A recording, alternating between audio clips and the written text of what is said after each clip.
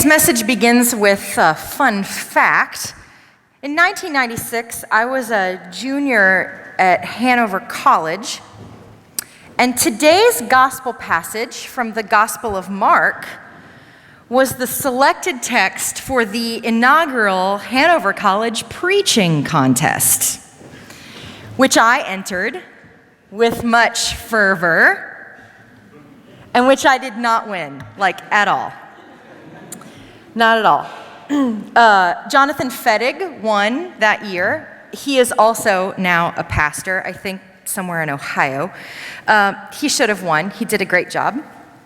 I, however, had the funniest line of the preaching competition, where I said, Peter's having a bad day. I mean, his best friend just called him Satan. And I still remember, nobody at all laughed at that.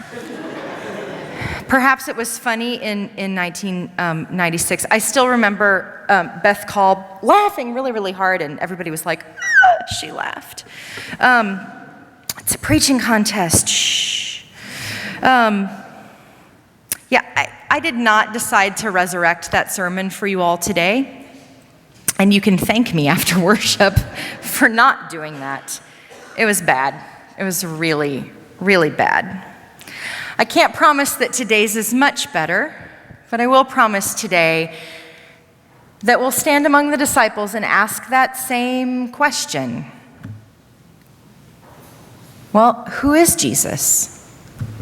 Why does it matter? Does it matter to us? It does.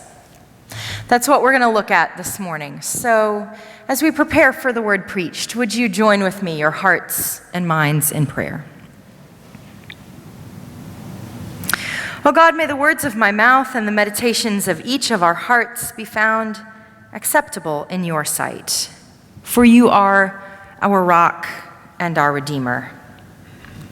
Amen. Who do you say that I am? Jesus asks. He asks this of those following along the way. He asks it of his disciples, which means he also asks it of us, because we are Jesus' disciples too, and we seek to be. We are followers along that way as well. Who do you say that I am? Jesus asks. Well, long ago, those following along the way gave a variety of answers. So we ought not be afraid to give a variety of answers too. They said, John the Baptist? They said, Elijah? An outsider, a truth teller. Their answers came popping up like popcorn, one after another. And then Peter, the one who gets the name the Rock, the one upon which Jesus will build the church, he says, you're the Messiah. Messiah meaning anointed one, not just a leader, but the leader, our sovereign. You're the one we've been waiting for, is what Peter's answer means. See, these original followers along the way, they have a brutal existence. They live a hard life. They come from a history of exile and diaspora.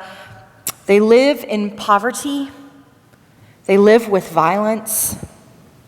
They live with illness and disease, and they live with societal inequity that is reinforced by the rule of leaders, religious leaders, political leaders, and the occupying leaders. This brutal existence that they have, it's not made better by anyone in power. It is perpetuated. The poverty, the violence, the illness, the disease, the societal inequity that undergirds it all. it's not made better by the people in power. Who do you say that I am? Oh, it may seem like a benign question, like a party game maybe, to make a long journey less boring, but it's anything but that. Who do you say that I am? Oh, Jesus, you're the one that we've been waiting for. Yes, this question and this answer, it is the difference between a life that feels a lot like death and new life.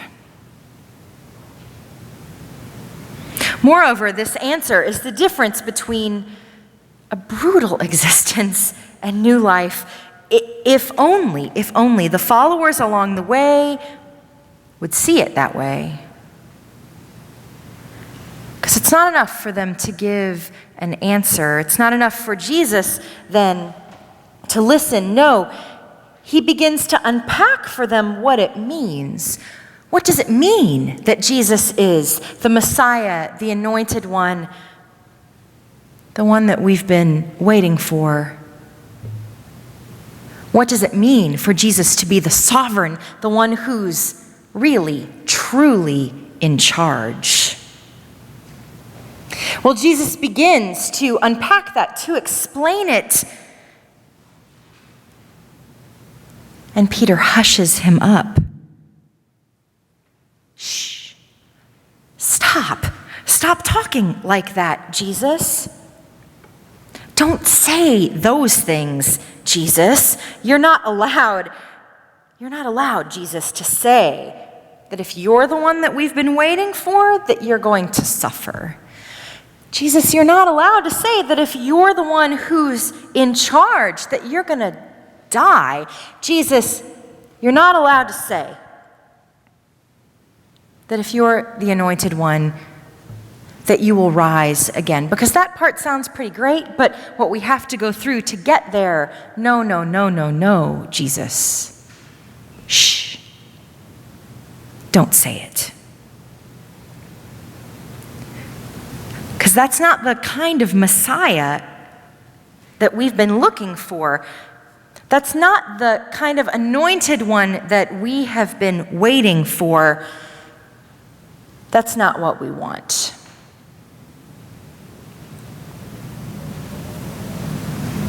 What do you want? Who do you say that I am? Well, I'd like to think that I would behave differently, but probably not. Because if the one that I've been waiting for in my own life, if the one that I have been waiting for must suffer and die, then what must I do to follow him along the way? Who do you say that I am? Jesus asks. And how we answer that question matters. It matters today as much as it did long ago.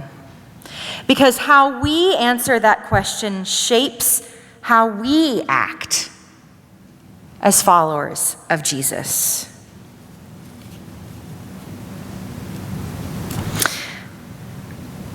Who do you say that I am? Well, who do you say that I am in response to the Syrian refugee crisis? Would Jesus clutch his bag tighter and then turn a blind eye? Or would he say, you're just as welcomed as anyone, that you are welcomed because as you've welcomed the least of these, so you've welcomed me? Is that what Jesus would say? Or who would you say that I am in response to the Supreme Court's decision on marriage equality? If we were entrusted, or rather, if Jesus were a county clerk instead of a carpenter, Who do you say that I am? What do you think Jesus would say? Would Jesus turn people away because he believed that that was the right thing to do? Well, did anybody pay attention to last week's gospel? Because in last week's gospel, we have this story that indicates that maybe if Jesus had a personally held belief that was different than the law, that maybe initially he would. But that's not the end of the story, is it? No, who do you say that I am? Well, Jesus is the one who wouldn't let his heart be hardened, who wouldn't allow the letter of religious law to rule over the law of love.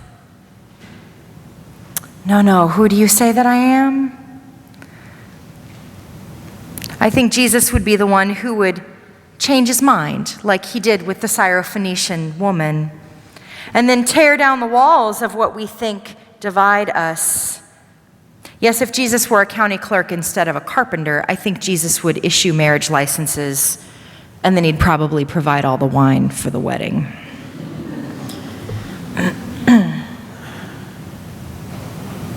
Who do you say that I am? Ask that question in response to the anniversary of the attacks on September 11th. Who do you say that I am?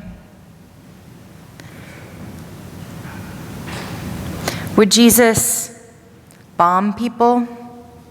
Would he threaten? Would he shun people who look like the ones responsible for the attacks? Who do you say that I am?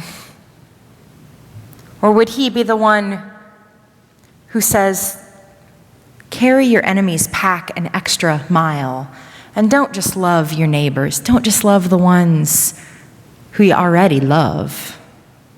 Love your enemies too. Who do you say that I am? Well, how would Jesus respond to repeated instances of police brutality in this country against people of color in this country?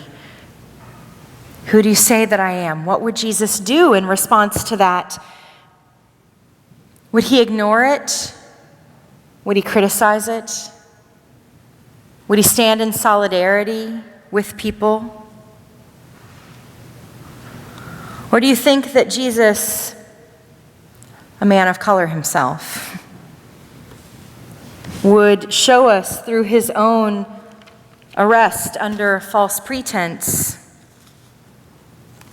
and his own beating and torture while under police custody and his own receiving of a death sentence?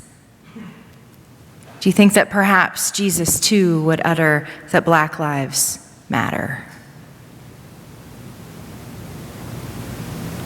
Who do you say that I am?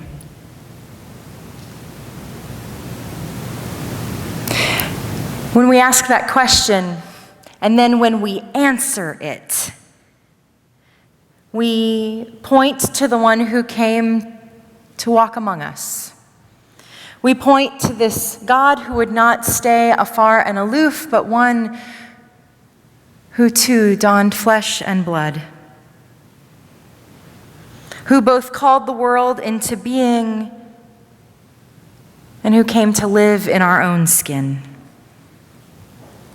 We name the one who knows our struggles personally and communally. We point to the one who has faced death and who rises again. We point to the one who has the power to transform in that moment, who has the power to transform the worst and most tragic of situations, even death itself, into new life. Who do you say that I am? If you say, Jesus, as a follower on the way, this way that you have enacted, this is a way that I want to follow. When Jesus begins to unpack that for us fully, don't hush him up. Don't make him stop.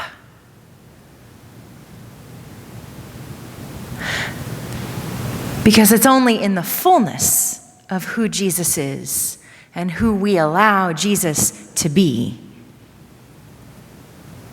that the world is indeed saved.